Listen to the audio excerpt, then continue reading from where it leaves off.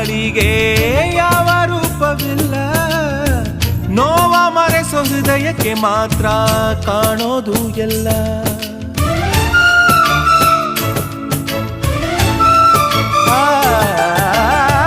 ಪ್ರೀತಿಗಿಂತ ಜಗವ ಬೆಳಗೋ ಬೇರೆ ದೀಪವಿಲ್ಲ, ತಾಯಿ ಹೊರತು ಪ್ರೀತಿಯ ಮಾತು ಯಾರಿಗೂ ಹೊಂದಿಲ್ಲ.